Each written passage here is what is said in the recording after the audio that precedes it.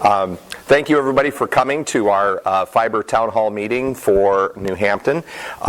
We appreciate you taking some time to be here this evening. We might have a few people, more people come in. We hope so. And if not, we want to let you know we are videotaping this presentation and this discussion tonight, and it'll be placed on the website that has been put up, as well as the Facebook page for the New Hampton Broadband Project. And I'll talk about those webmail or those web addresses here in just a minute.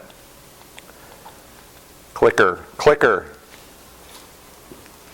We've got clicker envy apparently. Oh, I know why. There we go. Okay, so here's kind of an agenda for our meeting this afternoon. We'll go through some introductions. We're going to talk in general what community broadband is about and what it means and where it is and why it's been successful. We'll talk a little bit about why broadband service is important for not only New Hampton, but for all communities that want to grow and thrive in the 21st century. We're going to talk a little bit about fiber optics, what that means, and why that is how you build a new broadband system here in the 21st century.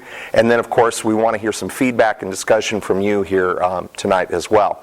First, though, I want to go through some of the introductions. My name is Curtis Dean, and I am with Smart Source Consulting, and I have been working in the telecom field since about the late 1990s. I worked in Spencer, Iowa, when we built a broadband network in Spencer back in the early 2000s, and later worked for the Iowa Association of Municipal Utilities as a broadband service coordinator. So I'm one of the team that is leading this effort here in New Hampton, and this community education and engagement project is designed to basically measure whether there is sufficient interest among you folks, the residents of New Hampton, in a fiber broadband network in order to justify the expense of doing a full-scale feasibility study.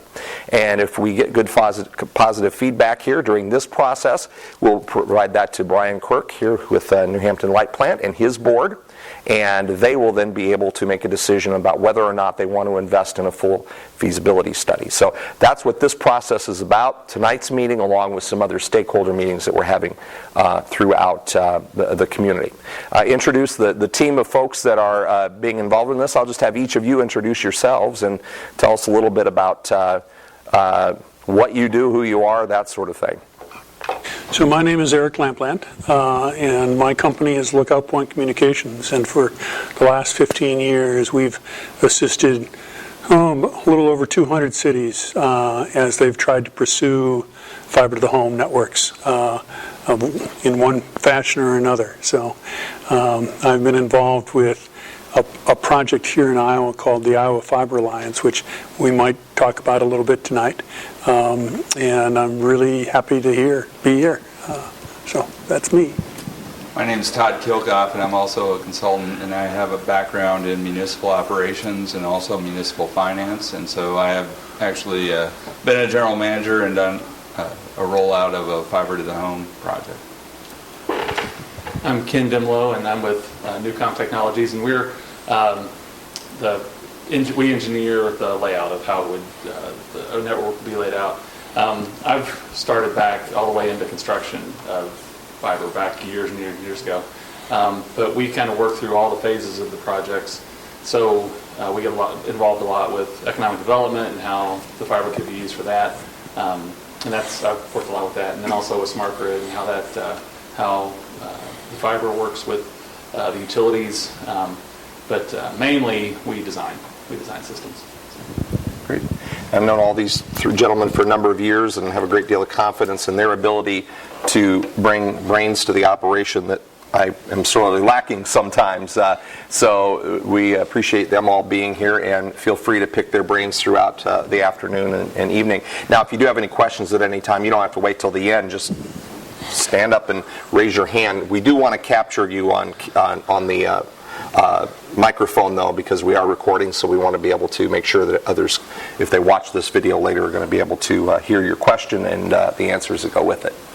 So we're going to talk a little bit about what community broadband is, and a great way to start that is to show a video of another community in America that has built a fiber broadband system for their community. It's the town of Sandy, Oregon, and I'm going to play a video now that kind of shows what they've been doing.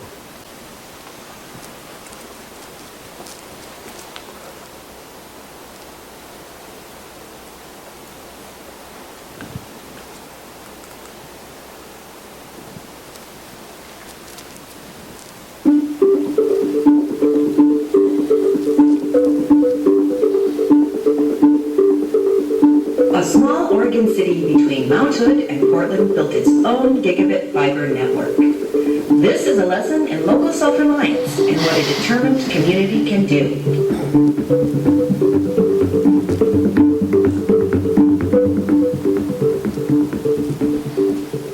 We have 2 tiers, 100 megs for $39.95 a month, and a gig for $59.95 with no contracts, no bandwidth caps. You know, here it is, and oh, by the way, that's up and down, and there's no gotchas on it. The Chamber of Commerce has been very supportive of SandyNet, and particularly of the fiber. I think they can actually see how it can benefit all the businesses. SandyNet they came and they talked to us, and they gave us a deal we couldn't refuse. Coming out here and getting on SandyNet and upgrading to the fiber and realizing the cost is half of what I was paying was a great surprise for sure. So it really began out of a need. The story we always tell is we couldn't get a DSL line at City Hall, and this was back in 2001. So we would literally call the phone company at the time and said, we want broadband, and they said, sorry, we don't have it. So the mindset was, well, if that's what they're telling the city, the city government, what are they telling our residents, and what are we going to do about this problem? We had just done our first wireless deployment. It worked really well, and City Council gave us the direction of deploy that citywide. So over the course of the next 4 or 5 years, we built a wireless system that covered the entirety of Sandy as well as some of the outlying areas, and just we're adding customers as fast as we can sign them up.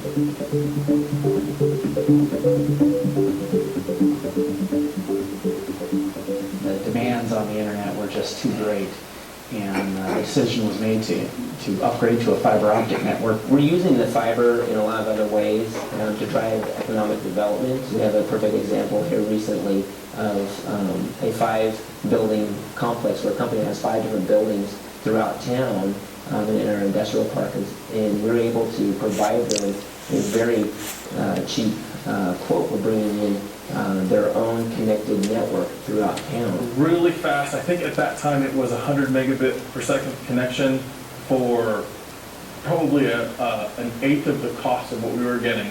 So we were going to get 10 times faster than what we could have gotten before for a fraction of the cost. It's a no-brainer. It was a win for us. Being in real estate, I encounter a lot of people that have very specific internet needs, people that do work from home primarily, and in the outskirts of Sandy where internet is not as available, that's a big concern for a lot of people, and some people even choose to live closer to town because of it. We've got 5 municipally owned buildings throughout the city for the various departments, and we saw the huge benefit to being able to connect those with our own institutional network and have fiber connectivity directly between each. There's nothing like the reliability of fiber. In fact, that particular line's been in service for almost 8 years now without a single outage.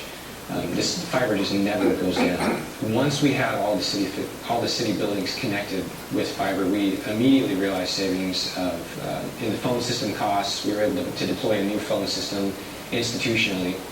It also enabled better communication within the sites, so we've got better utilization of staff resources. We hooked up a way for our officers to appear via video streaming service to the grand jury in Oregon City.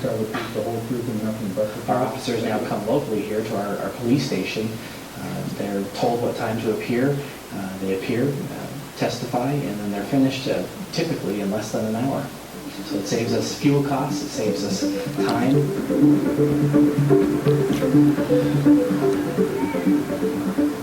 Our highway that goes right through the center of town is owned by ODOT, the Oregon Department of Transportation, because it's a state highway, Highway 26. As it's going through town, all the lights, the traffic lights are owned by them.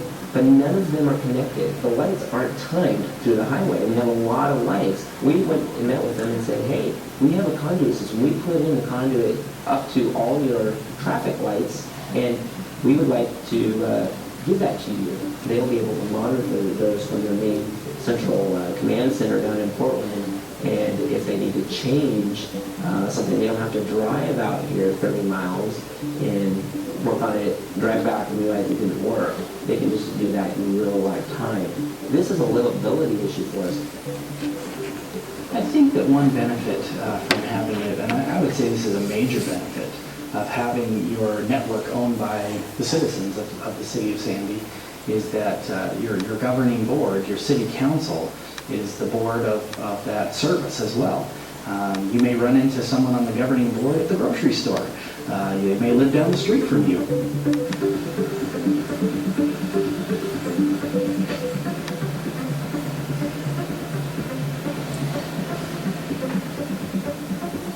We did an extensive amount of forecasting and figuring out, where the budgets were going to lie for the next 5, 10, 15, 20 years before we made that decision to go out for a $7.5 million revenue bond, because, for me, I'm just a normal guy. I don't make a lot of money, and to borrow something with that many zeros on the end of it was very intimidating. It's been an adjustment to sign these huge invoices for construction and, put my name on a $1 million invoice or $1 million plus invoices, as we've seen these construction bills come through over the past 7 months. We did not use taxpayers' dollars because we didn't feel it was right for everyone to have to pay for something that maybe not everyone's going to participate in. We looked at it as we could pay for it through revenue generated through use. At the end of the day, I have confidence in the numbers. I have confidence that the take rate that we're seeing is exceeding what we actually modeled for. So we're pretty comfortable that this is going to be a financially viable project, and we'll be able to cover those debt services costs over the course of the 20 years.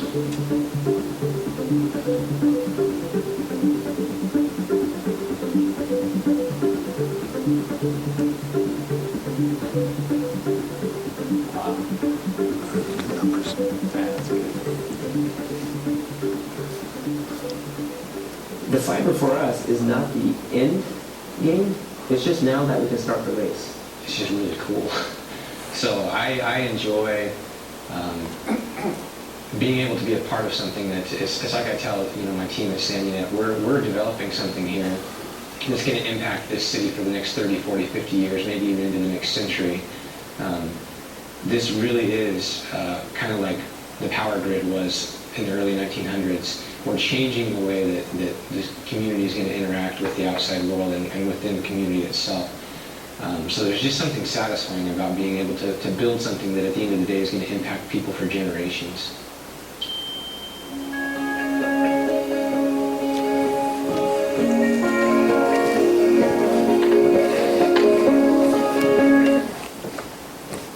All right.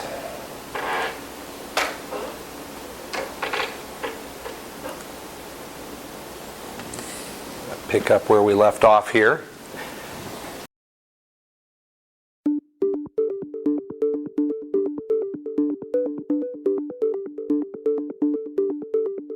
A small Oregon city between Mount Hood and Portland built its own gigabit fiber network. This is a lesson in local self-reliance and what a determined community can do.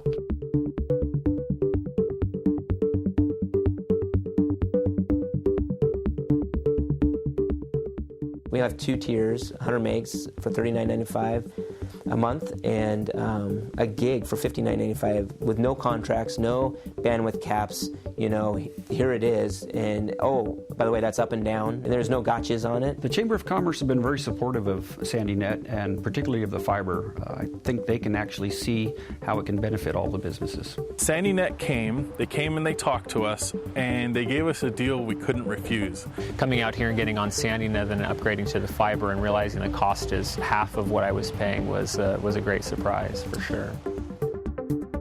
So it really began out of a need. The story we always tell is we couldn't get a DSL line at City Hall, and this was back in 2001. So we literally called the phone company at the time and said, we want broadband, and they said, sorry, we don't have it. So the mindset was, well, if that's what they're telling the city, the city government, what are they telling our residents, and what are we going to do about this problem? We had just done our first wireless deployment. It worked really well. and City Council gave us the direction of deploy that citywide. So over the course of the next 4 or 5 years, we built a wireless system that covered the entirety of Sandy as well as some of the outlying areas, and just we're adding customers as fast as we can sign them up.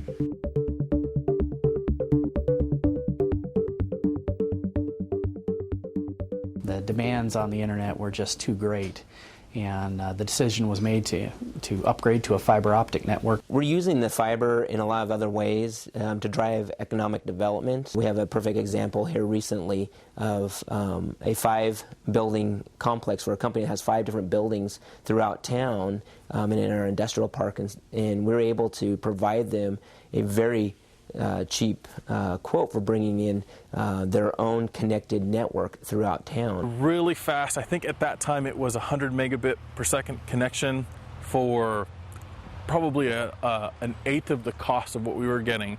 So we were going to get 10 times faster than what we could have gotten before for a fraction of the cost. It's a no-brainer. It was a win for us. Being in real estate, I encounter a lot of people that have very specific internet needs, people that do work from home primarily, and in the outskirts of Sandy where internet is not as available, that's a big concern for a lot of people, and some people even choose to live closer to town because of it. We've got 5 municipally owned buildings throughout the city for the various departments, and we saw huge benefit to being able to connect those with our own institutional network and have fiber connectivity directly between each. There's nothing like the reliability of fiber. In fact, that particular line's been in service for almost 8 years now without a single outage. This fiber just never goes down. Once we had all the city buildings connected with fiber, we immediately realized savings of in the phone system costs. We were able to deploy a new phone system institutionally. It also enabled better communication within the sites, so we've got better utilization of staff resources. We hooked up a way for our officers to appear via video streaming service to the grand jury in Oregon City. Tell the truth, the whole truth, and nothing but the truth. Our officers now come locally here to our police station.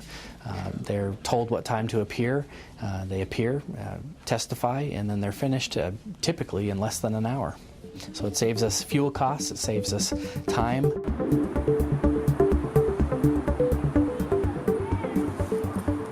Our highway that goes right through the center of town is owned by ODOT, the Oregon Department of Transportation, because it's a state highway, Highway 26. As it's going through town, all the lights, the traffic lights, are owned by them. But none of them are connected. The lights aren't timed through the highway, and we have a lot of lights. We went and met with them and said, hey, we have a conduit system. We put in the conduit up to all your traffic lights, and we would like to give that to you. They'll be able to monitor those from their main central command center down in Portland, and if they need to change something, they don't have to drive out here 30 miles and work on it, drive back and realize it didn't work. They can just do that in real live time.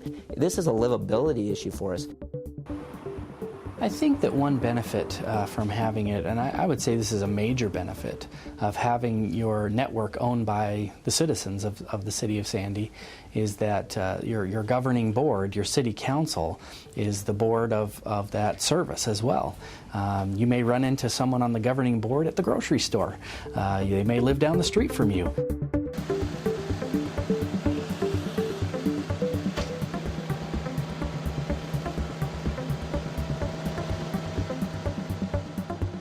We did an extensive amount of forecasting and figuring out, where the budgets were going to lie for the next 5, 10, 15, 20 years before we made that decision to go out for a $7.5 million revenue bond, because, for me, I'm just a normal guy. I don't make a lot of money, and to borrow something with that many zeros on the end of it was very intimidating. It's been an adjustment to sign these huge invoices for construction and, put my name on a $1 million invoice or $1 million plus invoices as we've seen these construction bills come through over the past 7 months. We did not use taxpayers' dollars because we didn't feel it was right for everyone to have to pay for something that maybe not everyone was going to participate in.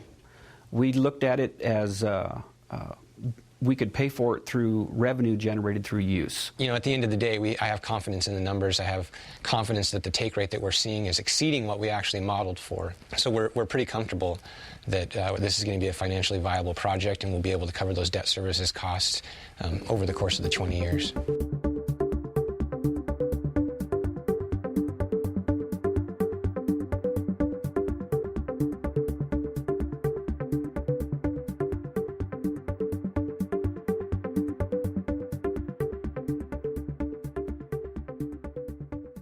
The fiber for us is not the end game. It's just now that we can start the race. It's just really cool. So I enjoy being able to be a part of something that it's like I tell my team at SandyNet, we're developing something here that's going to impact this city for the next 30, 40, 50 years, maybe even into the next century. This really is kind of like the power grid was in the early 1900s. We're changing the way that the community is going to interact with the outside world and within the community itself. So there's just something satisfying about being able to build something that at the end of the day is going to impact people for generations.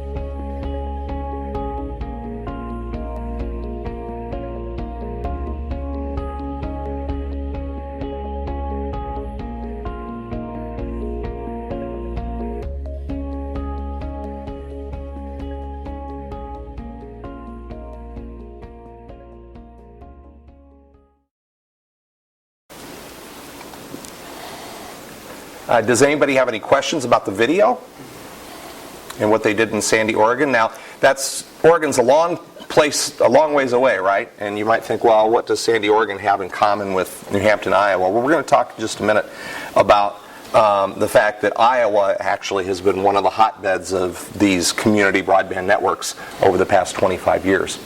A community broadband network is basically telecommunications infrastructure in today's age, fiber optics, that is owned and controlled by the community, usually in the form of a municipally owned telecommunication utility.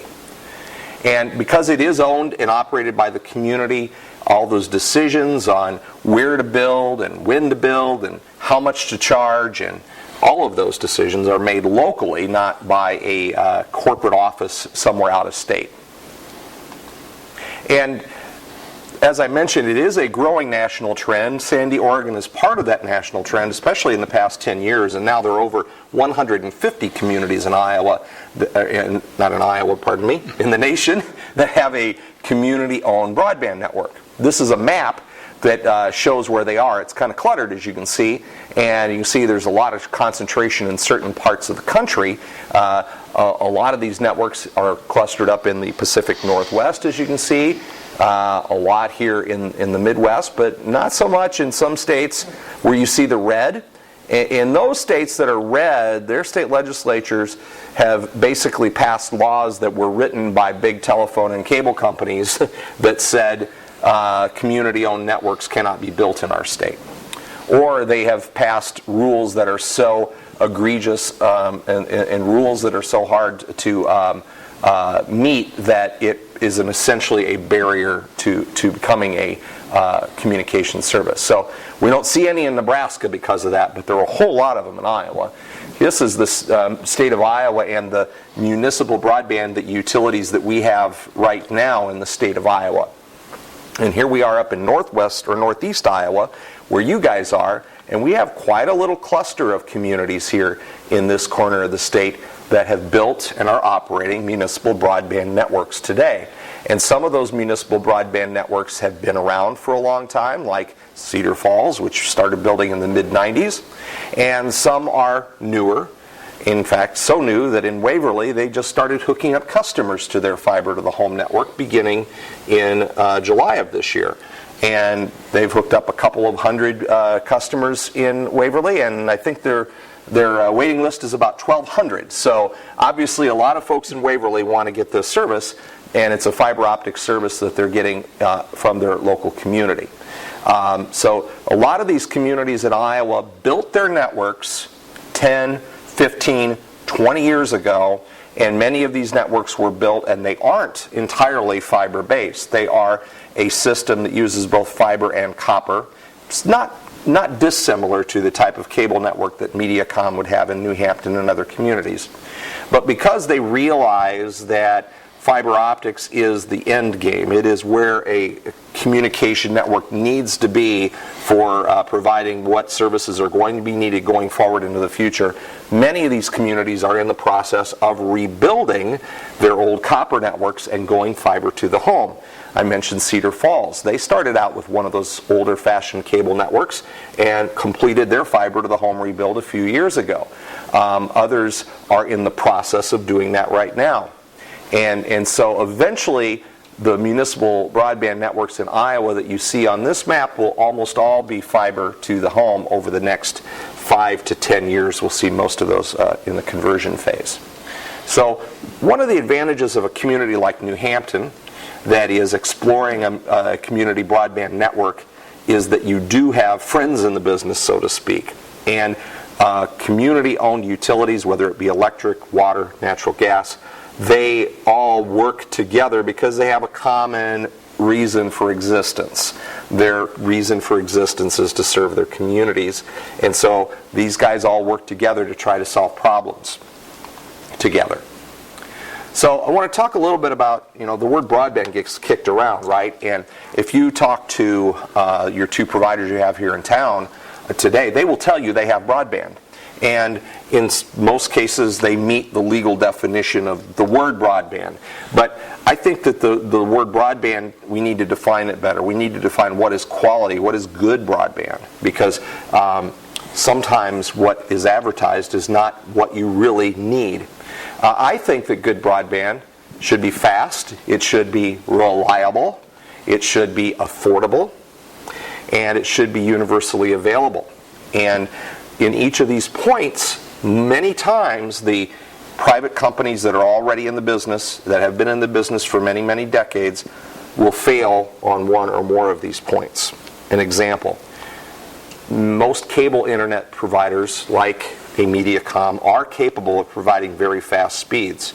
I believe their top advertised speed today in New Hampton for Mediacom is 150 megabits per second download. That's fast. And that's probably as fast as many customers would need in today's world. The problem with fast is, if you don't have this next one with it, if it is also not reliable, then it's not doing you any good. Fast but off equals bad. Affordable, if it's fast and reliable, but it's out of your home budget or your company budget, again, it's not good for you. And universally available, that means it's available throughout your community. And certain technologies, in particular DSL, that the phone company would have, are not always universally available, or it may be available and it's fast here, but you get to the end of the line and it's not very fast, and you're basically limited by the technology they use on their old copper facilities. So if it meets these qualifications, I think it's good broadband.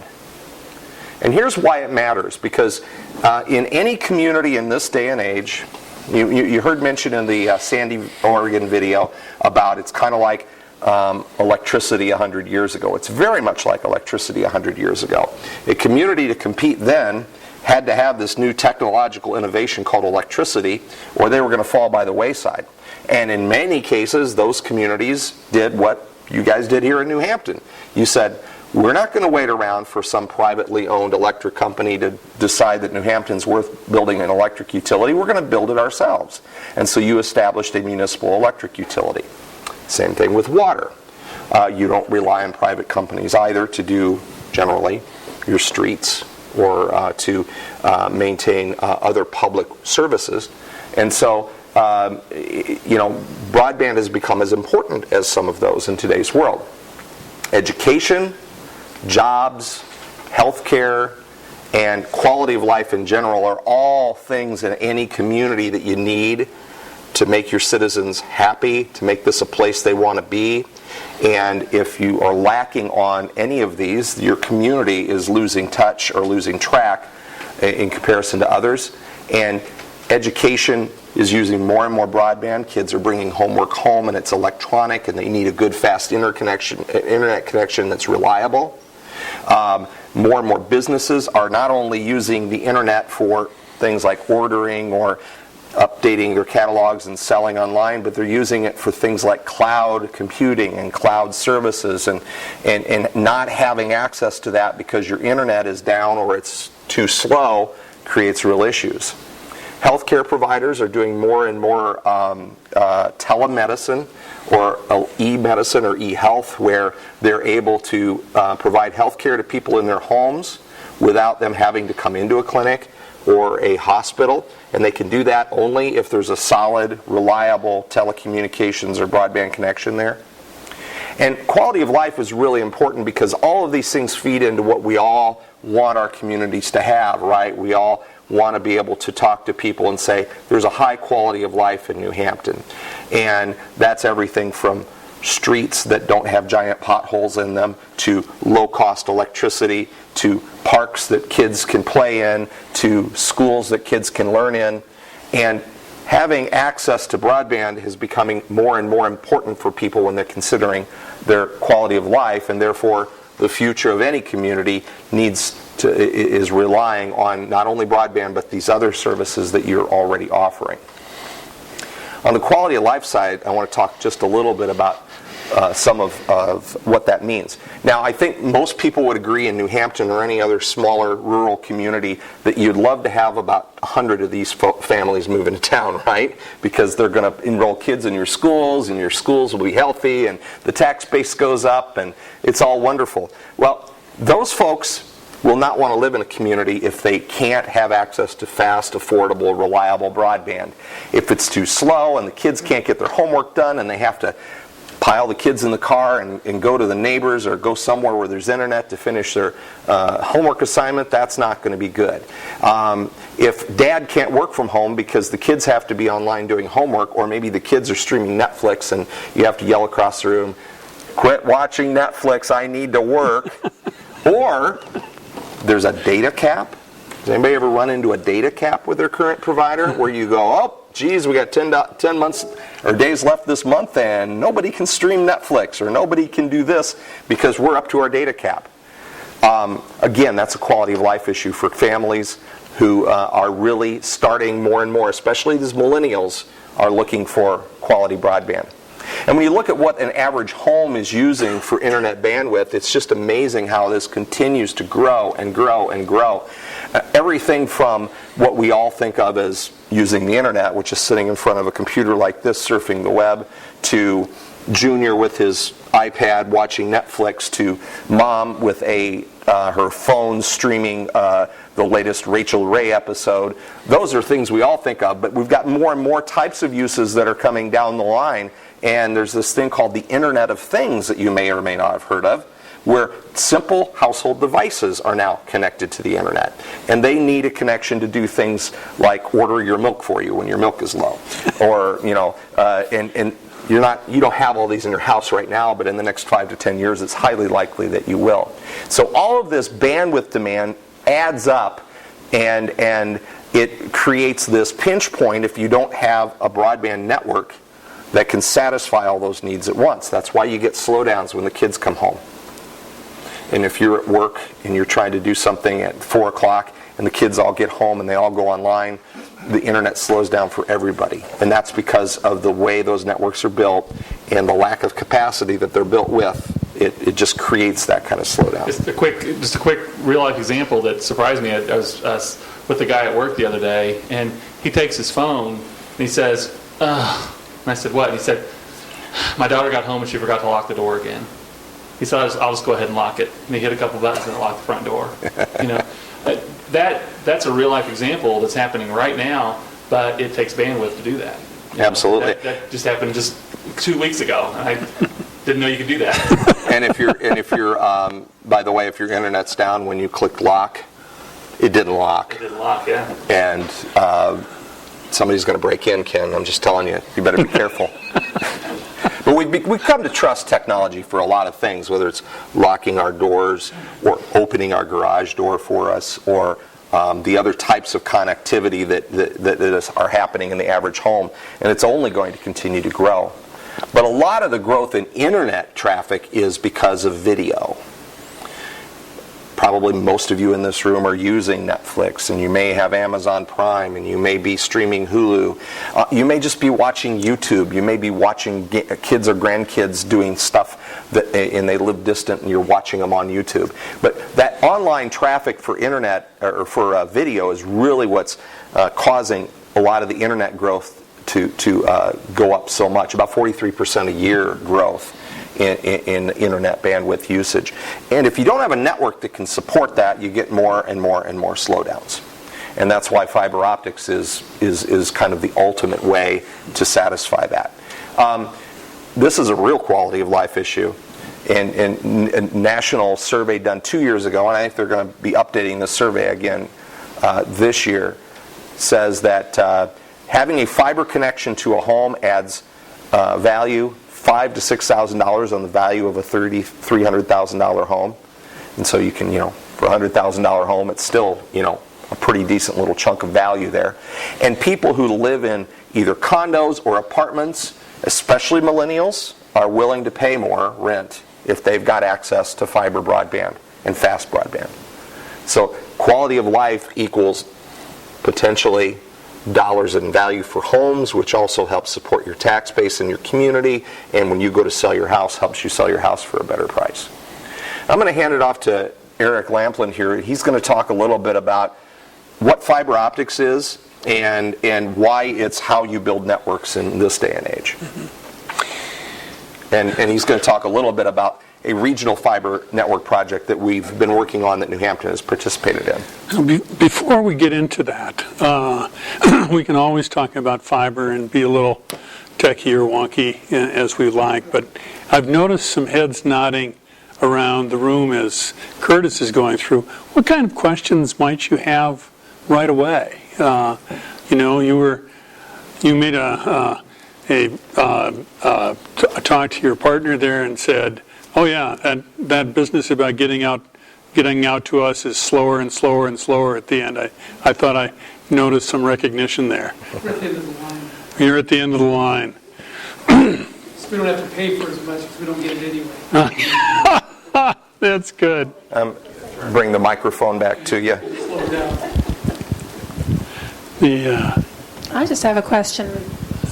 Yeah, you won't hear it. It's just going into the camera. I just have a question that if kids have iPads that are given to them at school, and the school signs on to this broadband, and they're under their contract with the school, will they be able to go anywhere home in their houses and still be able to use that wireless connection?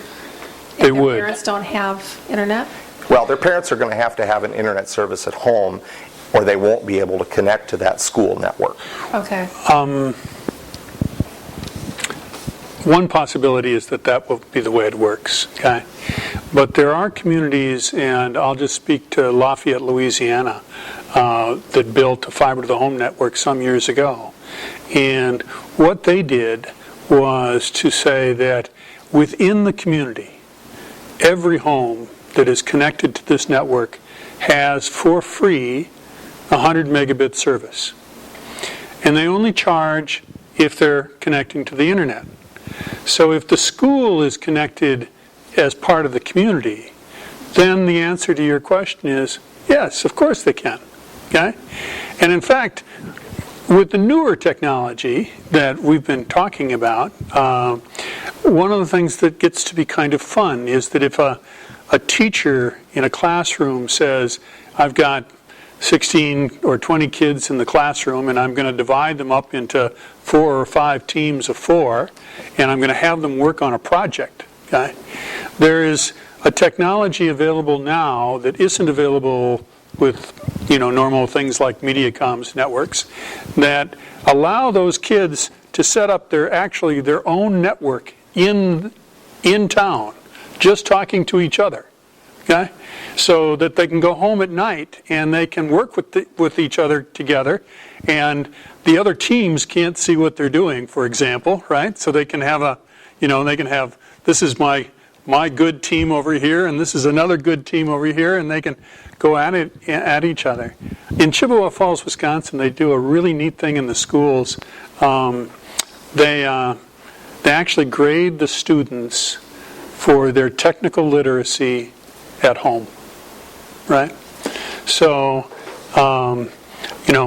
you're only able to do that if you've got a network that's capable of doing that, right?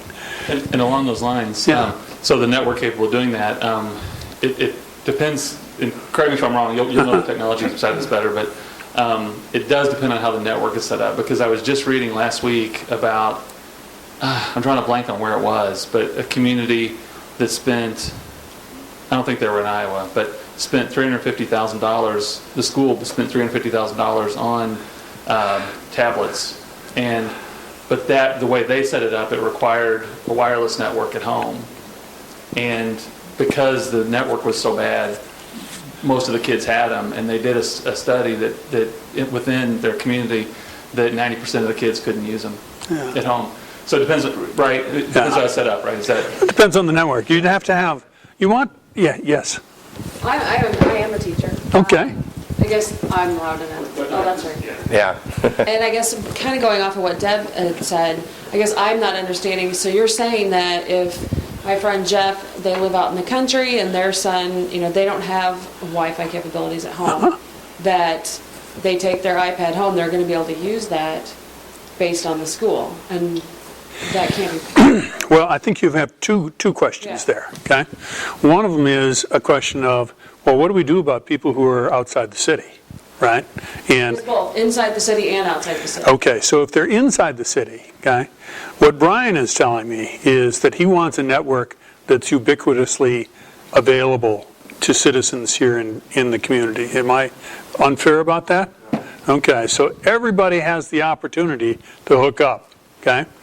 And there is actually a great deal of work that's being done in other cities around a term that they call the digital divide, okay? So what do we do about people who are in the community that don't have the funds, the wherewithal to be able to make those internet connections? And for that, I'll give you again that same example of Lafayette, Louisiana, although there's actually a federal White House program that's specifically funding those kinds of efforts. So if you're in a community and you have the wherewithal to connect to the internet and those services, then it's no problem.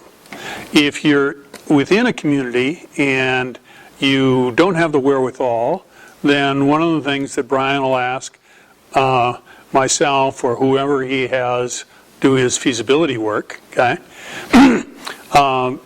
to address the kind of the digital divide issues and see what possibilities might be available to you in a sustainable network over time. Now the second part of that question, I think, was the rural. What do you do with the rural, okay? And, so far, we haven't addressed that with Brian, okay? But there are communities that actually do that kind of reach out, okay? That's something that we'd have to take a look at and so forth and so on. And while we know, for example, that fiber optics is what you want to do because of a whole series of factors we could talk about, if you're outside a community, perhaps the fiber connection, which is the more costly connection, okay, isn't what you have available to you, but you could do fiber for a certain distance and then do a higher speed point-to-point wireless connection to the house.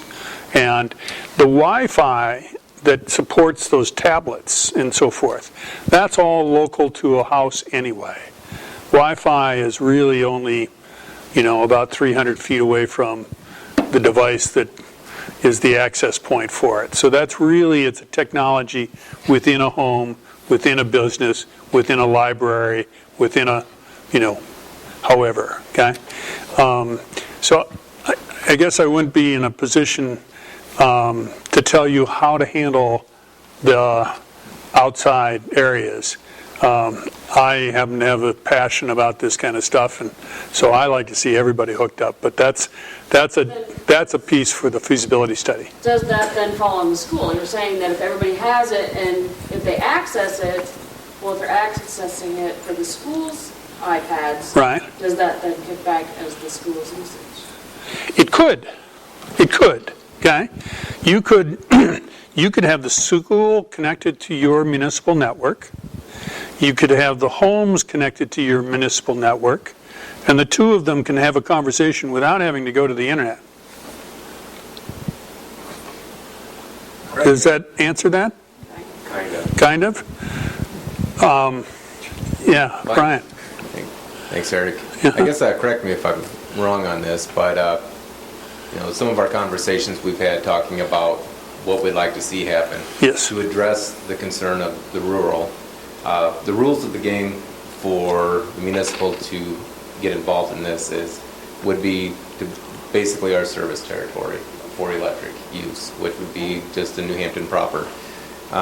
What we can do, and what Cedar Falls has done, is put, I think they call them pods, out on the edges of town, at the edge of their service territory, and they can broadcast out up to 5 miles.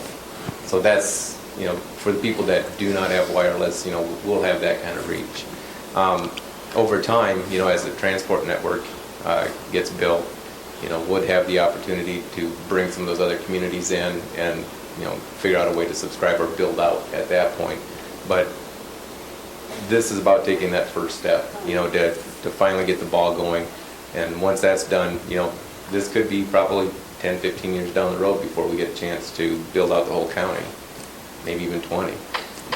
But Yeah, and just to kind of elaborate on that, that's why I went back to this map. If you look on here for a second, many of the communities that are on here, while they built a wired network within their community, are serving rural surrounding areas through a fixed wireless service. While Traer Municipal Utilities, that's all they do is wireless. Bellevue just deployed rural wireless. Rhinebeck is in the process of evaluating it. Grundy Center does it. Cedar Falls does it. Osage does it. And Muscatine does it. So it's very common for them to do that. Now, what do we mean by that? That means a wireless connection that's basically point-to-point. It's not Wi-Fi. It's you have an antenna on the outside of your house, and it's pointed at a tower 5 miles away, and the internet connectivity goes through that. The technology has become much better than it used to be, so you can actually get some pretty good, reliable, fast services through the fixed wireless today. Eventually, and this is an example of Chickasaw County is all Windstream. The entire service territory is their service territory in the county.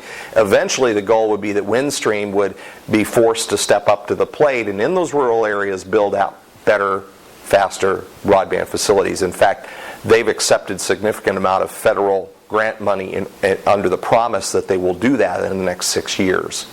It won't be as fast as what you build here in New Hampton, but it might help solve some of that digital divide issue.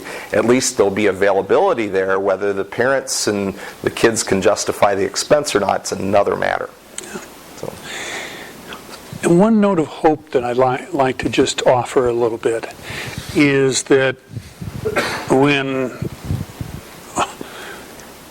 Curtis was doing stuff at Spencer, and when I got involved in fiber to the home, you really would scratch and crawl to find a way to do anything. Today, that conversation about broadband everywhere, okay, actually is part of one of the two people running for president this year, right? That they're talking about ubiquitous broadband. And the Federal Communications Commission has been doing this now for 4 or 5 years. And the number of cities who are looking at this are much greater. And there are conversations that happen even at the state level to a degree as to how to solve this problem. So right now we deal with restrictions. Brian was talking about them that we have, right? But it isn't to say that this is a static world, right? There are changes coming, I hope. We held an economic development focus group meeting here, and that the supervisors were pretty loud and clear that they would like to see something, and they're recognizing here in this county that the core has to be through the city, getting the scale and getting the infrastructure, and then being able to progress out. But that's something that's new even just 5 years, where the county supervisors of counties are starting to take notice that it's a quality of life issue. So that's good for forming partnerships around that core, but the cities have to have that core because that's where the density is. I actually had a conversation once about this. We have lots of city-owned utilities in the state of Iowa: electric, water, natural gas, telecommunications, but no county utilities. And I asked an attorney once, I said, how come we can't, is there anything in the law that would prevent a county from establishing a utility? And his answer was, I have no idea, because nobody's ever asked. But, conceivably a county could partner with a city and say, you take care of these areas and we'll take care of those areas, and together we'll serve our entire county with fast, affordable, reliable broadband.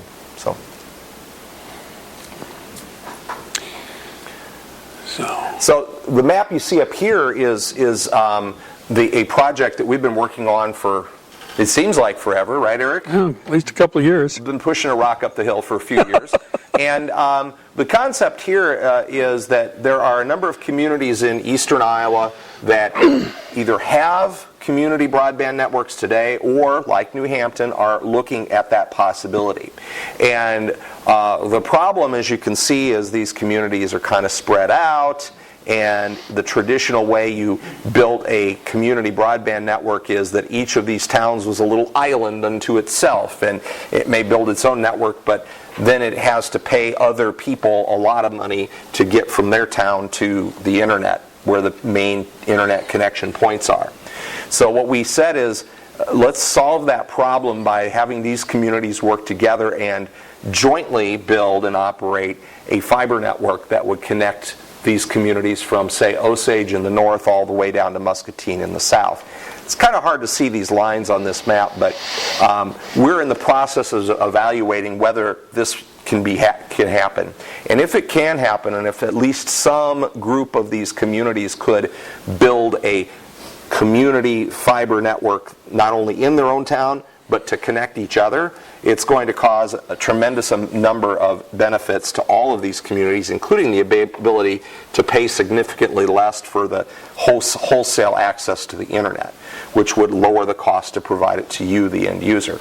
So this is something that we've been working on for some time, and we continue working toward the goal of getting that to happen. New Hampton has signed on to the next phase of the study of this project, and if we are able to move forward with that, conceivably we could start building this regional network next year. So maybe I should go back to the beginning of the question that Curtis asked me. How many of you are actually familiar with what fiber is, or its capacity, or would you like to know any of that kind of information, and hence how that relates to something like a transport network that interconnects all these communities? Is that of interest to you? If I did it not too techy? Yeah. Just a quick question. Don't we have something in the state that connects all communities now called ICN? Yes, but the ICN... Use that. And the answer is no, you cannot. I know that, but I said, why can't? The reason that you can't is that 25 years ago, when ICN was first brought forward, there was a law passed. Well, actually, Brian, you probably know about this better than I. There was a law passed that restricted the use of what kind of traffic went across the ICN. Now, I will tell you, okay, that for this project, we've also talked to the ICN, and we've also talked to people who are trying to change the rules, if you will, in city government, and there would be no reason why we couldn't leverage the ICN to make this even more powerful for the state of Iowa. Okay, but right now we're restricted. You want anything to that, Brian, or enough said? I've actually sat in the meetings and we had a number of different proposals where, okay, if you're not, the ICN, the codecs that run the lasers on the end, they have an 8-year operation life and we're going on 15 years. And trying to come up with the money and get the appropriations to get those replaced was nearly impossible. And sitting down with a number of these telcos, they were of the mind that we just assume that those things burn out and the system sits in the ground and rots. There's no way we're going to leverage it. Well, we tried a different approach then. Well, if you're not going to let the state take care of it, then how about we sell it? And so we had a couple of bids from the National Guard, and Long Lines actually made a bid, and then they kind of freaked out about that. They didn't want it sold because they know what that means. And then we tried another approach. Well, fine, if you don't want to sell it, how about, we work with all the phone companies in the state of Iowa, form a group of common carrier status, and open it up to your use, to your service territories, and let it work that way. They explored that for about 2-3 months and came back and said, there's no way we can make that work. We can't work with other people like that. And so we're back to I worked for 10 years trying to get the thing opened up for the city of New Hampton. When I've got major industries coming to me telling me that they're going to have to pull the plug and leave town because they can't get decent internet connections, that's concerning. If we can't keep up, we're gonna wither away and die. So, when we had this opportunity to come up, well, let's talk about it. Maybe it's something we can do on our own. We'll just kind of leave the ICN alone and see what it costs to do it ourselves, if it's even feasible or affordable. And I think one of the examples for this is that this interconnection of communities is no different a problem than the problem we faced in the late 80s, early 90s. I hate to date myself so much, but I was in grade school at that time, very interested in communications. But when we were building the internet, that was the same problem we had. In those days, you were talking about a 1.5 megabit circuit for your business, and in the telecom world, that really slow speed circuit is called a T1. Okay, in old technology terms, right? A T1, if you went from New York to LA, cost $80,000 a month. So, needless to say, very few universities could afford such a connection. And they joined together and built the same basic idea. Okay, I can't pay to go from LA to New York, but I've got service from LA to Las Vegas, and I know a guy in Las Vegas who can get me to Denver, and I know a guy in Denver who can get me to Omaha, and I know a guy in Omaha who can get me to Des Moines, and so on and so on. And that's how the internet got built. So this is the same problem being visited back on you, okay, 25 years after we built the internet. And the internet turned out to be pretty good, I think, all in all, okay? So when you think of this kind of a network, think in terms not just simply of I get telephone and TV and internet connectivity, but I get a whole lot more that I don't even know about yet. Because I can guarantee you, when we were talking to administrators at the University of Minnesota, say where I was, okay, they would say things like, well, who would really use email? Why would we build this thing, right? And it was that struggle, and today we replace something else with email, but it's the same discussion, right? And there is, and we never saw Facebook coming. We never saw the kinds of things that are happening now with Internet of Things. We never saw any of the smart grid issues that Brian is pursuing, okay? And as we sit here today, I guarantee you there are things that will happen in the next 10 years that will surprise all of us, okay?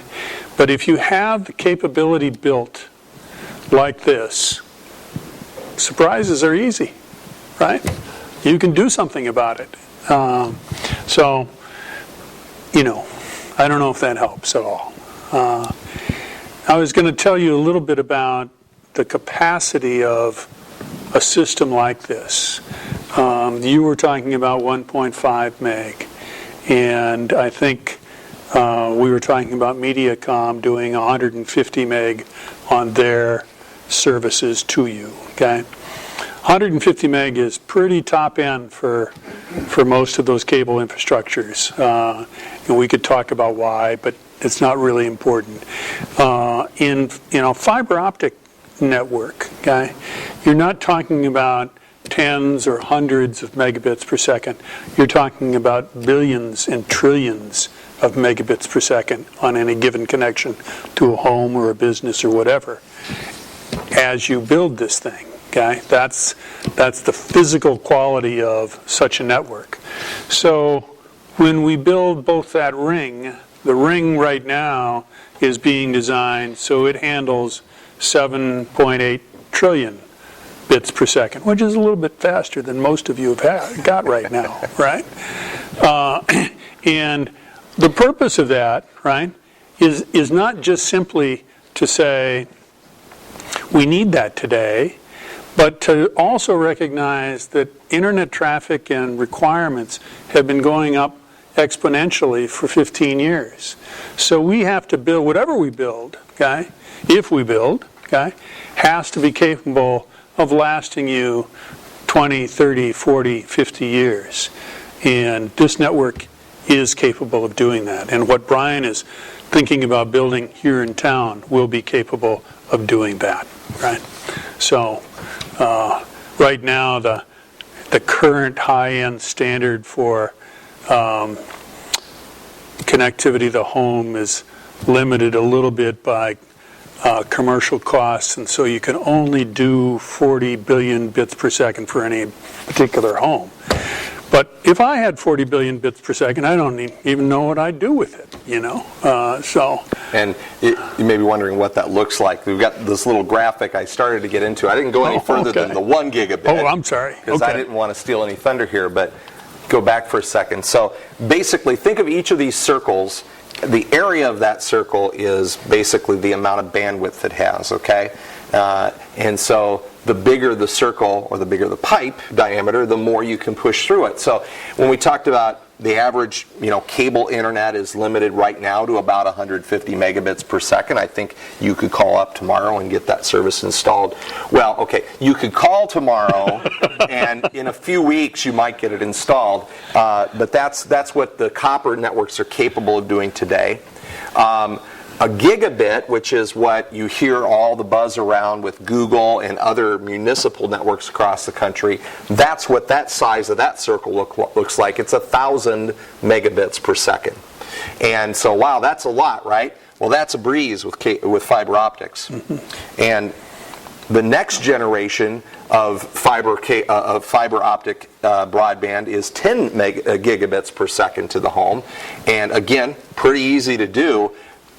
That's how big that 40 gigabit pipe would be, that 40 billion that he was talking about. Right. So you go from a pipe that big to a pipe that big. It doesn't mean everything you do needs this, or even this. It just means that if and when you need it, it would be there, because you get to decide that in the city limits right here locally, as opposed to waiting for somebody else to decide you're worthy of such great things in your town. Hey, Curtis, and as a quick, just with that graphic up there, you guys remember Curtis talked about that that there was the fund for the larger companies to come in some areas, and they had 6 years to do build out, and it's called the CAF fund is what it's called. But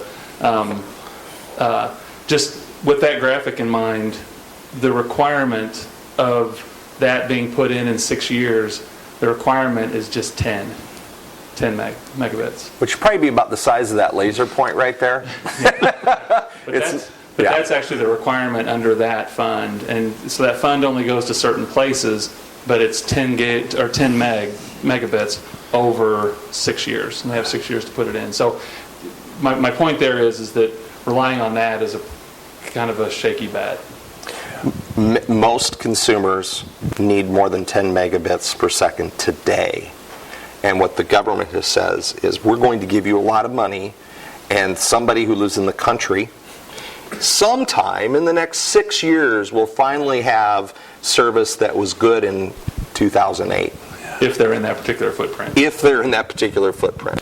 So it's not the panacea that it often is made to sound like, but that's where they decided that money would go, as opposed to, giving it to Brian and let Brian do this thing over here, But that's just the way the system works.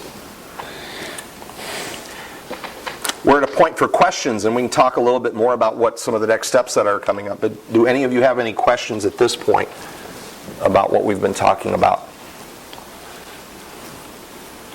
Yeah. Are we talking about internet only? Or No. telephone? Is that all we're talking about with broadband then? No. Internet is what you generally talk about these days, because that is the market that everybody is chasing. There are two parts to that answer.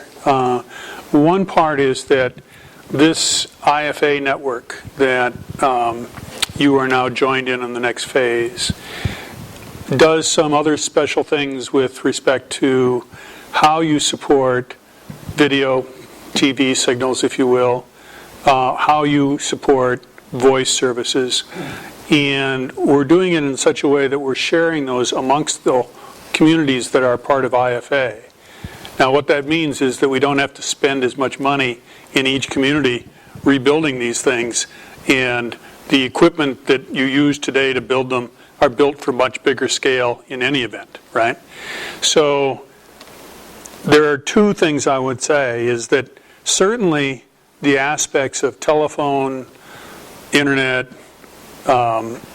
TV, and TV meaning not only linear broadcast, what you're used to with cable, but also over-the-top video, which you get through the internet, okay, or at least those kinds of services. And I'll make one minor thing about those three services. They're all done in a way such there's technology, we call it transcoding, but don't worry about the word, okay, that allows you to change the characteristics for the device. In other words, what you do sending to a screen that size versus what you do sending to a screen that size is different, okay? And so smartphones, tablets, PCs, Macs, TV sets are all different. All of those things will be taken care of. But I think of those as just sort of table stakes. That's just the basic stuff that we have to do, okay?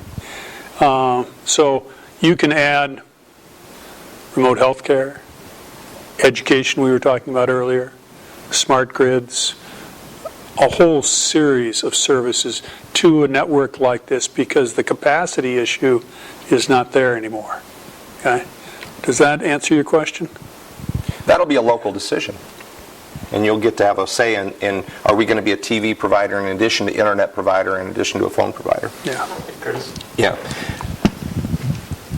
So as you're thinking about questions, one question that I get asked a lot as we do this is, okay, so there was cable, the copper, and then there was a migration to fiber. And so one question I get a lot is, so what's the migration past fiber of the infrastructure, of the thing, the thing that carries it all? And one thing that's interesting in our industry is that back decades ago with the copper, there was the next thing, and it was fiber, and people were talking about the next thing, and fiber and getting to fiber and having fiber. At this stage of the game, with the graphic that Curtis put up, with the with the size and the the 40 gigs and that discussion isn't the same of what next infrastructure. The question now in the industry is more, what are we going to do on that infrastructure?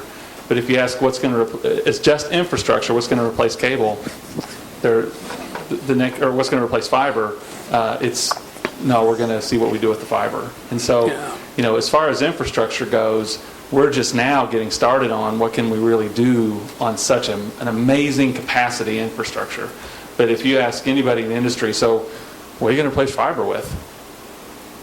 There isn't a plan. It's because the fiber's there. I mean, so we're going to use the fiber. So as far as infrastructure goes, the chart that we see for the foreseeable future, there's nothing infrastructure-wise that they're talking about replacing fiber with. Fiber's just got way too much capacity, and we're just now figuring out what we're going to do with it. And I would throw in that you as a community paid dearly for your copper.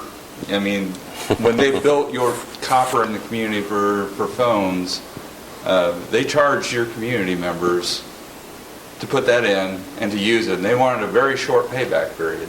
We know that the investor-owned utilities that put things in, they had 3 to 5 year paybacks they wanted. And then they've been charging you ever since a rate of return for that copper. And then the cable came in. And so same thing happened. And so the next generation is coming. At some point, somebody will say, we're going to bring you fiber. Now, whether that shows up as an asset in your community, with the debt that gets paid off that then you own free and clear, or whether or not it doesn't ever show up as an asset and you don't see the debt, but yet you're still making the monthly payment, and then the next generation of, well, we still own it, let's say it lasts 40 years, you're going to pay dearly, that last 20 for something that you don't own. So that's one of the things that we're trying to communicate is that's just how utilities work. It's how rates are set at the state level through a utility electric system or a gas system, and there's no difference on a cable. And just briefly along those lines, so we taught us something about the 3 to 5 years. I had a strange experience. I was at a conference and there were some really high up people in one huge national telephone company, and they were at one table and I was sitting with them. And so I thought, oh, I'm not going to get this opportunity, right? So I said, hey, if you don't mind me telling me, what payback do you look for? I mean, how quickly, if you go into a community, how quickly do you want to pay back? And one of the heads of that huge, massive company said 3 to 5 years. I thought, interesting. So a little bit later in the day, I was at a different table, other group of people, and it just so happened that the head of one of the other huge, biggest ones was at that table. And I thought, okay, I get this opportunity, I'm going to take it. So I said, so what do you look for in payback? And again, this is a different group, none of the same people were around, but the head of a different group. I said, so what do you look payback-wise? And he said 3 to 5 years. So they both said 3 to 5 years. Now, if you think about that, doesn't that determine what happens in your community? If they say we're going to have to be paid back within 3 to 5 years, that means you're going to pay dearly if it's for someone to bring that infrastructure in. But that also means that they may not. Because if they can't find the 3 to 5 year payback, and it's probably a little bit longer now because money's, interest rates are so low, but still, it's pretty short. As a community, you can, in this process, you can look and say, hey, wait a minute. If we don't need to be paid back in 3 to 5 years, if we can take 10, if we can take 15 years, because the infrastructure will last, if we can take that long to pay it back, then maybe we can do a whole lot more, and then we'll own it. So that's just kind of, if something's not happening here, that's the reason, is because they're looking for that short of payback. You get the luxury of saying, we can think about that differently, which means that gives you a whole lot of options, and then you own it.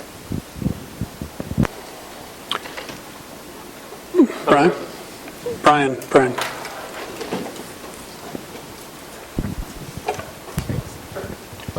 I guess probably what most people are wondering is why I took an interest in this is, looking at a local network to serve an electrical purpose, but then also opening it up, the possibility of opening it up for everybody in town to be able to use it, and looking at what the cost of what they call head-end equipment and telephony service equipment and all of that was quite expensive, and it would, quite frankly, to be honest, New Hampton is of the size that, like Osage, you might make it go, you might not. And so that's when we started looking at, if I have to spend that much money, how about if I, could just build a line to Cedar Falls? And I went and talked with them about handling like our head-end services, much like what they do for Grundy Center, what they're going to be doing for Waverly. You know, why couldn't we be a customer of theirs as well? So basically, we'd be just a data pipeline, and you'd be able to subscribe your services from them, or whoever else is in the network that you could subscribe to. It could be Independence, could be Osage, but the one that drew my attention, where I looked at it right away, was Cedar Falls. And if I could jump in here, Brian and Ken talked about something that I think can bring a focus a little bit to this. Right now, even the major carriers are doing fiber to the home. AT&T has got 38 cities that they have identified for fiber to the home. It's going to take them a while to build it out, but they've identified it and they're doing it. Google has come in, they've done it as well. Okay, CenturyLink, they're doing a little bit of it. I've been on the waiting list in the Twin Cities for 4 years since they started advertising it, and it looks like it'll be another 40 before I get it. But I have CenturyLink fiber to the home in Grimes, Iowa. Just pretty proud about that. Okay, so the few, the proud. So major carriers or carriers are turning to this technology. The real question is, when is it going to come here? And there are two things I'd like to share with you, and one of them is that last week the FCC passed a transition order that was pushed through by AT&T and Verizon and others. And the transition order is about the 1934 Communications Act and the requirement to provide a reliable telephone service to each home. Okay?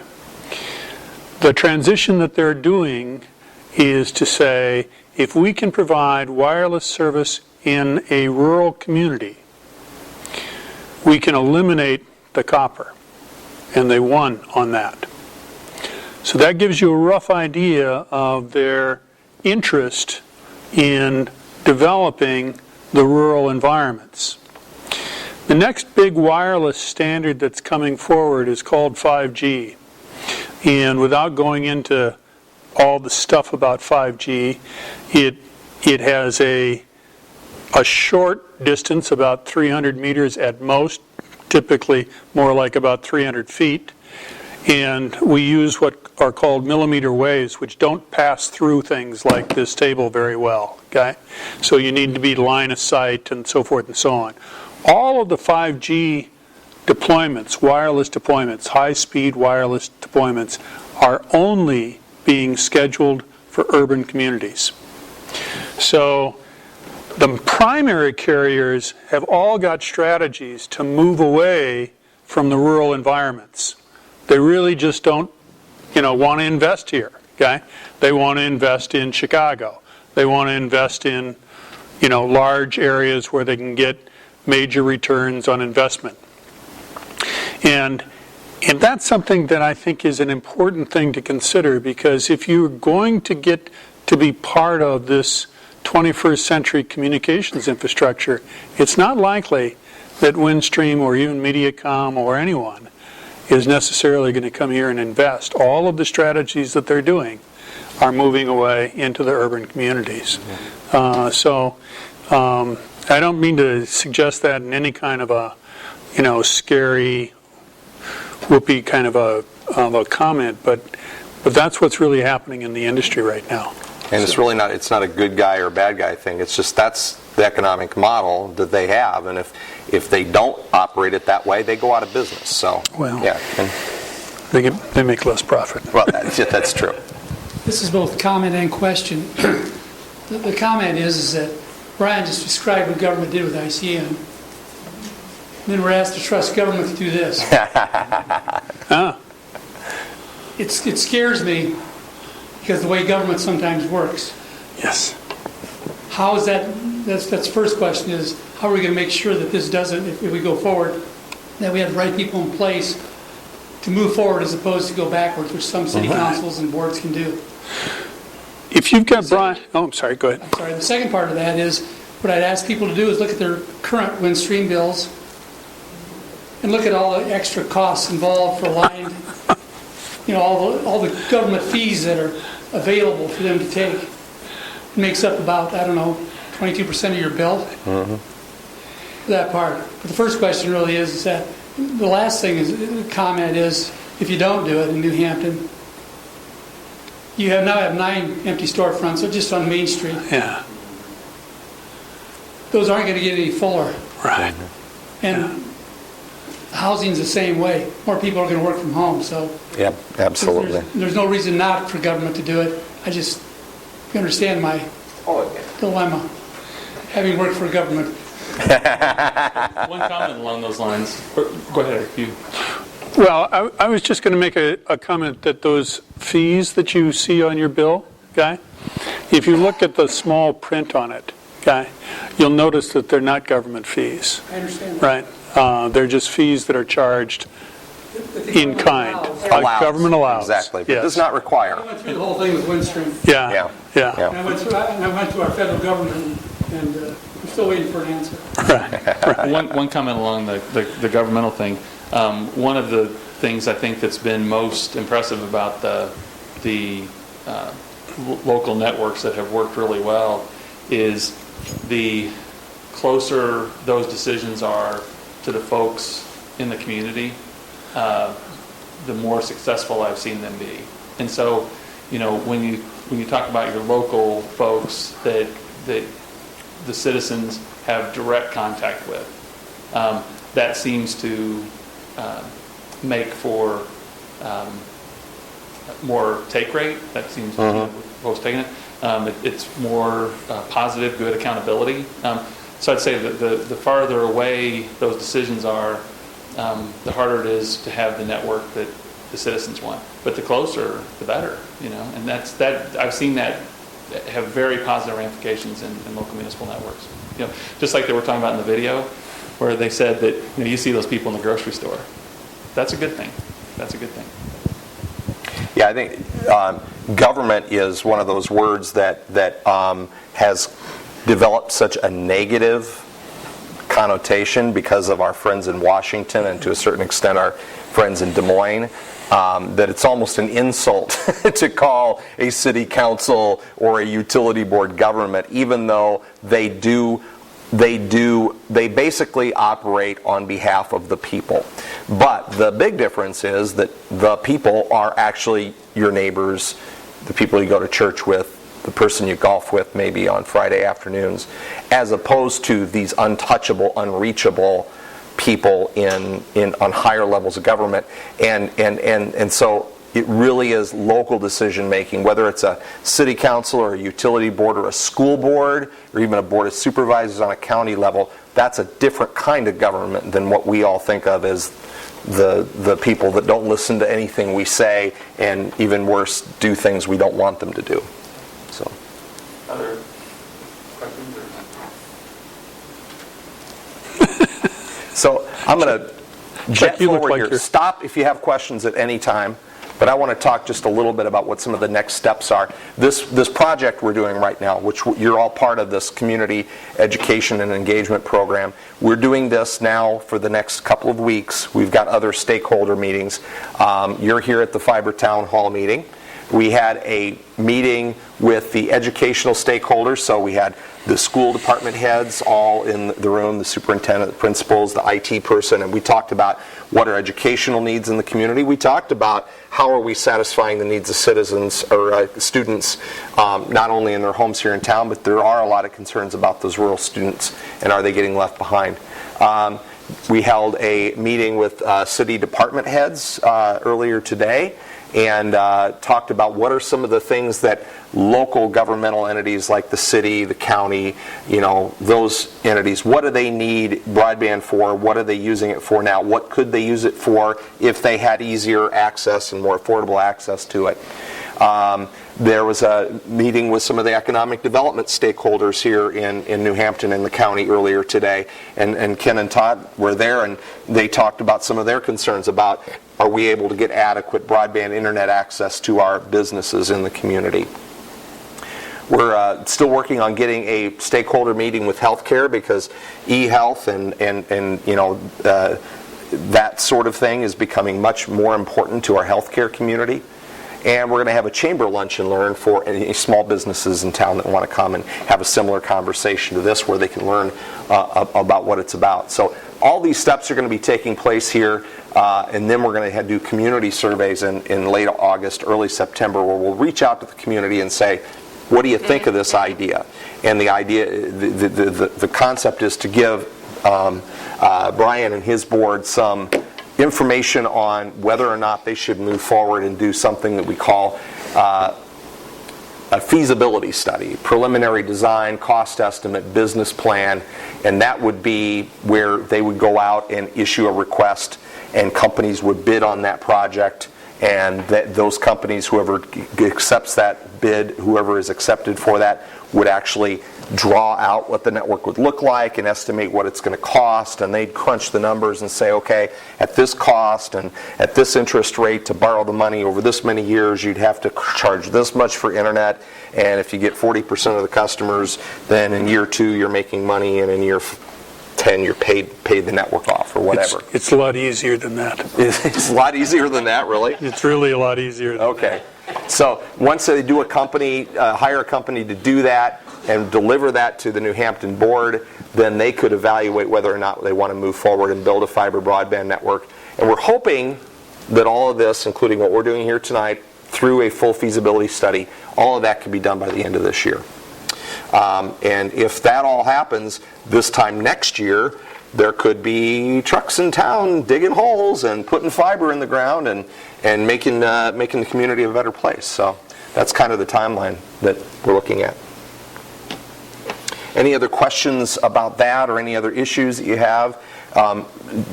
Is there anybody here that thinks this is a terrible idea? Brian, do you want to leave for a few minutes? Maybe they want to talk freely about you. Again, the concept here is getting feedback from all of you, and there are a couple of ways you can do that. I don't know if I put them on here. No, I did not. Oh yeah, I did. So we've got a website. It's right here, ourbroadbandfuture.com. That's not Maquoketa, it's New Hampton. I didn't make it to this last slide to make changes from when I did this in Maquoketa, because we're doing this similar study in 2 other communities. But if you go to ourbroadbandfuture.com, and you'll see on there's a New Hampton link, you click that, and it'll be specific information to what we're working on here in New Hampton. Same thing, there's a Facebook page, and then these other links that you see down here are some other organizations that really are all about community broadband networks. And these links are also on this webpage. So at Institute for Local Self-Reliance, they're the ones that did the video. The video for Sandy, Oregon. Yeah. And they're a tremendous resource for information for people. So, yeah, absolutely. So where it says Maquoketa Broadband, that's New Hampton? It should be New Hampton Broadband, yes. We were just talking about my editing skills earlier today. I've slept in my own bed 2 nights out of the past 14, so I think I'm getting to get a little loopy with all the hotel stays doing these. And the same with Facebook. It's New Hampton Broadband is the Facebook page. And then, Curtis, so video on this, where will this end up? The video for this will end up on the website, the ourbroadbandfuture.com/New Hampton. It'll also be on the New Hampton Facebook page, New Hampton Broadband. So if you know friends, neighbors, family that didn't get a chance to come to this meeting tonight, point them, they can watch the video, they can fast forward through the parts where I'm talking, where it's boring, and get to the good stuff. And then, the idea here is we want to engage and get as many people talking about this as possible so we can get good input for Brian and his board. I would add too that these are, the information, FAQs and things like that become assets. I'm sorry. These become assets throughout the entire process for information sharing. So, what we're trying to do is build a library of information about things that have been thought of and conversations that have occurred, and as things evolve, that as you go through the process as a community, even if it's not just a straight linear process, you're getting your value. And the idea is, whenever the feasibility study is done, this is still there, and the people are engaged, and you can have an exponential amount of conversation in your community, as opposed to every time you start a new stage, you're starting over. So these become community assets. So on the website, we've got a page for each of the communities we're doing this project for, and then there's specific information to that community. Then there's a couple of other more general pages with information about community broadband, municipal broadband services in not only Iowa but elsewhere around the country. So there's some video links on here, and I'm adding to this almost every day. So like this has some really good statistics on jobs and economic growth, some quotes from people from Governor Terry Branstad to the President to the U.S. Chamber of Commerce talking about how important internet is for jobs and economic growth. Graphics, videos, etc. So a lot of links to reports, so there's plenty of resources on here. And so this is all available on that Our Broadband Future. Just click to the page for New Hampton,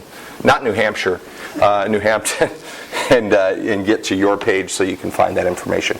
And one of the things on this page too, I'll mention, is if you leave tonight and you have a question and you're too shy to just click down at the bottom here and email me directly, because my email and my phone number are at the bottom of this page, you can go on this frequently asked questions page, which isn't loading right now, of course, and you can actually type in a question. And then what I'm doing is, as I get questions from Facebook or meetings like this or the FAQ page, I'm posting those so everybody can read everybody else's questions and answers. Sorry, it'll load here. Yeah, it's just kind of doing the little circle here, isn't it? Say, I don't have any internet connection here. So. You don't know. Well, I'm using my Verizon hotspot, so it's kind of a... But we would encourage you to at least like the Facebook try another page FAQ and things like page. that, so if there's follow-up meetings in your community, that they're going to be able to help your utility will be able to contact you to encourage you to speak out, and as opposed to just sending emails and things like that. This is the Maquoketa frequently asked questions page, and I'm showing this because it's we started their project a couple weeks earlier than we did here in New Hampton, so we've had a lot of questions that people have chimed in on. Some of these came from Facebook.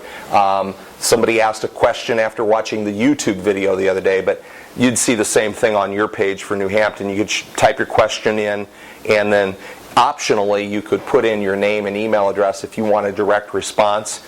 If you don't, then I just take your question and put the answer on it and put it on that page. So again, this will build as we go, and as we continue this dialogue with people in town, it'll continue to fill out. But at the bottom of the page is my information that you can contact me at any time if you have questions. That if you answer or put a question up there, everybody see that Yes. question and your name and email address? Yes, this is on every page. If you put your name and email address. Oh, no. If somebody wants a direct response, then I can email them the response as well as put it on this page, but I'm not going to say, John Smith, who's at this email address, asked this question.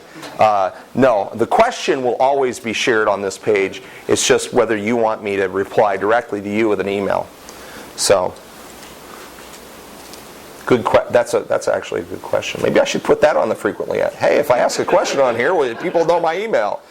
No, not necessarily. But so, yeah, absolutely. Let me go ahead, Ken. Currently, there's areas that have fiber system already installed here in New Hampton. And how would that affect, I take it we have to run new fiber in those areas for the city then? Or can you tag off of already existing fiber networks by other companies? You could always have a relationship with another provider and use that fiber. But in most cases, they're not willing. Okay? Amongst carriers, they share fiber all the time. Okay? They don't have a choice. What's that? They don't have a choice. Deregulation, they don't have a choice. Yeah, right. In some cases, absolutely. Well, last mile fiber, they do have a choice on. They're not obligated to share that. They're obligated to share last mile copper, but not last mile fiber. Okay, and so so the answer is that probably won't be done. Okay, but it's not an impossible thing to consider. In theory, maybe. Yeah. But it doesn't happen as much as you might think, because typically folks just say no. Yeah, generally a network operator does not want someone else to be able to access their network because they want to have total ownership and control of it. The business model for telecommunications and cable starts out very simply, and it says if I own the connection to the home or the business, then I own the customer. And so that's the mentality you're dealing with, right? Now, as I mentioned before, they share fiber to each other all the time. I used to get a kick out of the Sprint ads that said, you know, you can hear a pin drop on our network. Do you remember that? It's about 10 or 15 years ago. And of course, those carrier networks are an amalgamation of multiple different carriers together. You know, they share fiber all the time. Brian and I were talking about fiber that runs down 35. And from Minneapolis to Kansas City, I actually had a good deal to do with that particular run back in the days when, and I think every major carrier is in that ditch, okay? So, you know, they do it all the time, okay? But when it comes to connecting to an endpoint, okay, they're very protective of that. As far as middle mile, an old Butler Communications. Thanks. I know Butler Communications has run a line up to the cell tower and has picked up, not picked up, but it actually picked up some subscribers along that route. And so, I mean, it definitely would entertain middle mile use, anything like that, how it fits into this model. I mean, that's something that we'd definitely be willing to explore. Sure. In respect to Butler Bremer Communications, they've run communications through the industrial park up to Highway 18 and then east into town. I don't believe they make it to Main Street quite yet, but they're close on the north end. So they've got a major link for the business community already established. And so that's why I was looking at in a possibility with a small company like that of working together with them. I understand major companies aren't interested in sharing anything, but small companies may be interested in sharing because they've already got a major expense in installation now. Yeah. And you know what's interesting? Community broadband networks, fiber, or community municipal utilities work with telecom companies like Butler Bremer all the time. A lot of them are working together, whether they're sharing a fiber run or they're sharing video services or they're sharing a telephone switch. It actually happens quite a bit because the telecommunications small companies like Butler Bremer, at the very least, although their model is not the same as a community or a municipal system, they at least are community-based and they at least are locally controlled and owned, so they generally are much more willing to work with communities as opposed to just saying no, which the big carriers would do.